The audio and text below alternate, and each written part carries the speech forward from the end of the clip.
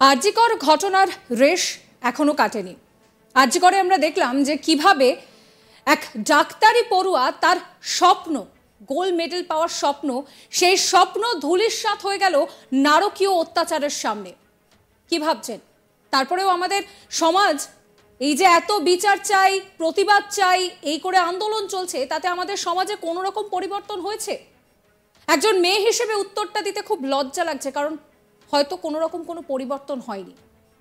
আবারও বাংলার এক মেয়ের ওপরে চলল নারকীয় নির্যাতন, যেখানে আমরা দেখলাম যে আরজিকরে একদম কাজের জায়গা, যেই জায়গাটা আমরা সব থেকে বেশি সময় থাকি, যারা আমরা কাজের জগতের মানুষ, মোটামুটি বাড়ির থেকে বেশি আমরা কাজের জগতে সময় কাটাই, সেই কাজের জায়গায় যেভাবে নারকীয়ভাবে তার উপরে অত্যাচার চললো, তার স্বপ্নকে বলা যেতে পারে যে গুড়িয়ে দেওয়া হলো, সেই ঘটনায় যখন একেবারে প্রতিবাদ চলছে, রাস্তায় নেমে বিচার চাওয়া হচ্ছে, উই ওয়ান্ট জাস্টিস বলে ছেলে মেয়ে নির্বিশেষে সবাই গলা ফাটিয়ে চিৎকার করছেন, সেখানে ত্রিপুরায়, বাংলায় এক মেয়ের ওপরে আবারও সেই নারকীয় নির্যাতন।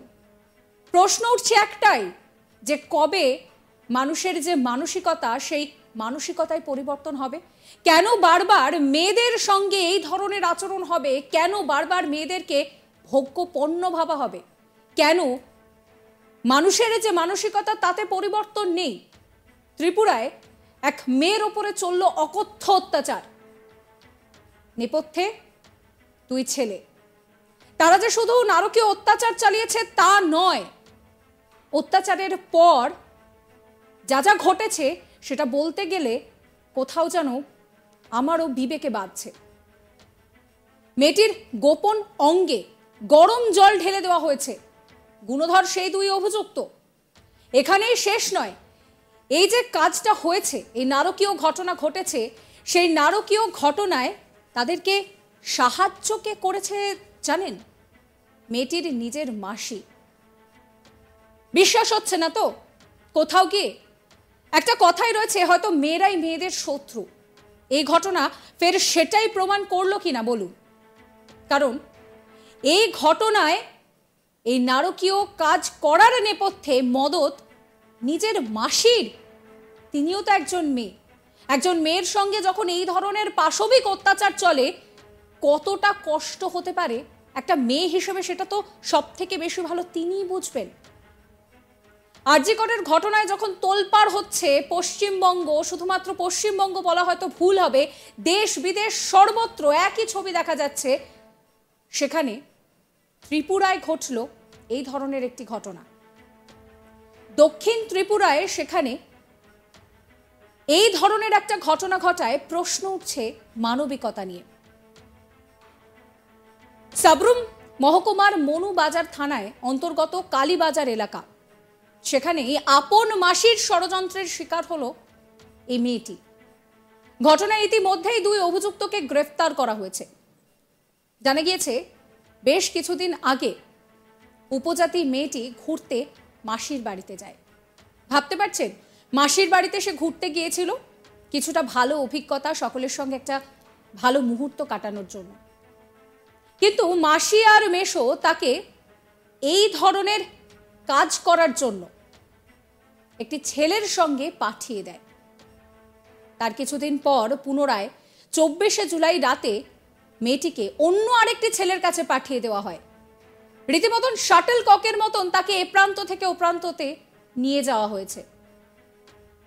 এবার সেই ছেলেটির সঙ্গে তার যে কুপ্রস্তাব, তাতে যখন মেয়েটি বাধা দিতে যায়, তখন মেয়েটিকে মাটিতে ফেলে মারধর করা হয়। মাটিতে ফেলে তার গলা টিপে ধরে তার গোপন অঙ্গে গরম জল ঢেলে দেয় অভিযুক্ত। ঘটনার পর খবর পেয়ে রাতেই সেখানে পুলিশ পৌঁছায়। মেয়েটিকে উদ্ধার করে কলাছড়া হাসপাতালে নিয়ে যাওয়া হয়।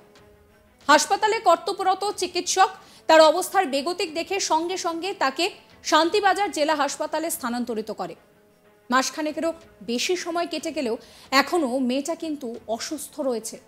এখান থেকে প্রশ্ন উঠছে যে সে শারীরিকভাবে সুস্থ যদি হয়ে ওঠেও মানসিক কষ্ট তার কি হবে? তার কি কোনোদিন কোনো ভরপাই হওয়া সম্ভব? আপনারাই বলুন না। শান্তিবাজার জেলা হাসপাতালে তিনি এখনো চিকিৎসাধীন রয়েছেন। এই ঘটনাকে কেন্দ্র করে ইতিমধ্যেই পুলিশ মামলা রুজু করেছে, পুলিশ তদন্তও শুরু করেছে। মনুবাজার থানার দায়িত্বপ্রাপ্ত ইনচার্জ বিষ্ণুপদ ভৌমিক জানান যে মাসখানেক আগে মেয়েটি তার আপন মাসি তাকে অন্য একজনের হাতে তুলে দেয় এবং তার কুপ্রস্তাবে রাজি না হওয়ায় আরও একটি ছেলের হাতে তাকে তুলে দেওয়া হয়। ভাবতে পারছেন ঠিক কি ঘটনা, কতটা মানসিক শারীরিক নির্যাতন মেয়েটাকে সহ্য করতে হয়েছে। সেই আপন মাসির বাড়িতে বেড়াতে এসে তাকে যদি এইভাবে অত্যাচারিত হতে হয়, এইভাবে তার সম্মান নিয়ে কথা বলা হয়, তাহলে নিরাপত্তা কোথায়? এই নিয়ে আমার কলিগের একটি রিপোর্ট দেখাবো আপনাদের। আরজিকর হত্যাকাণ্ডের ঘটনায় যখন গোটা দেশে নারী সুরক্ষা নিয়ে তোলপাড়, তখন ত্রিপুরা রাজ্যে আরও এক নারকীয় ঘটনা ঘটে গেল। ত্রিপুরা রাজ্যের সাবরুম মহকুমার মনুবাজার এলাকায় একটি মেয়ে পাশবিক লালসার শিকার হয়েছে।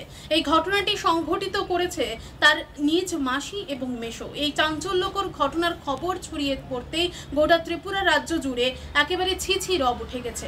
ঘটনার বিবরণে যতটুকু জানা গেছে, তার মাসির বাড়িতে বেড়াতে গিয়েছিল কালীপাড়া এলাকায় এবং তখনই সেখানে তার মাসি এবং মেশো মিলে একটি উপজাতি ছেলের হাতে তাকে তুলে দিয়েছে এবং তারপর সেখানে সে বারবার পাশবিক লালসার শিকার হয় এবং যখন 2-3 বার এই ঘটনাটি সংঘটিত হতে থাকে, তখন শেষবার একেবারে যে উপজাতি যুবকটি ছিল, সে তার যে নিম্নাঙ্গ রয়েছে উপজাতি মেয়েটির, সেখানে গরম জল ঢেলে দেয়। এ ধরনের একটি চাঞ্চল্যকর খবর যখন ত্রিপুরা রাজ্যে ছড়িয়ে পড়ে, সঙ্গে সঙ্গে মনুবাজার থানার পুলিশ ঘটনার পরিপ্রেক্ষিতে একটি মামলা হাতে নিয়ে তদন্ত শুরু করে এবং এই ঘটনায় জড়িত থাকা 2 উপজাতি যুবককে গ্রেফতার করেছে।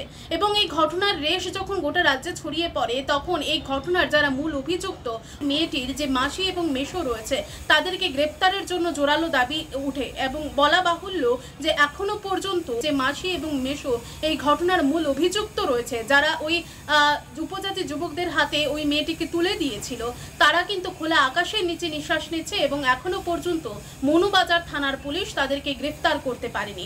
এই ঘটনার খবর ছড়িয়ে পড়তে ইতিমধ্যেই কিন্তু প্রদেশ মহিলা কংগ্রেসের যারা নেত্রীরা রয়েছেন, তারা ওই মেয়ের বাড়িতে গেছেন, তার সঙ্গে কথাবার্তা বলেছেন এবং জানিয়ে রাখি এই মেয়েটি কিন্তু বর্তমানে গুরুতর আহত অবস্থায় চিকিৎসাধীন রয়েছে এবং এই ঘটনার যারা মূল অভিযুক্ত রয়েছে তাদেরকে গ্রেফতার করার জন্য মনুবাজার থানায় ডেপুটেশন দিয়েছে প্রদেশ কংগ্রেসের নেত্রীরা। এই ঘটনায় যারা দোষীরা রয়েছেন তাদের দৃষ্টান্তমূলক শাস্তির দাবি উঠেছে গোটা ত্রিপুরা রাজ্য জুড়ে।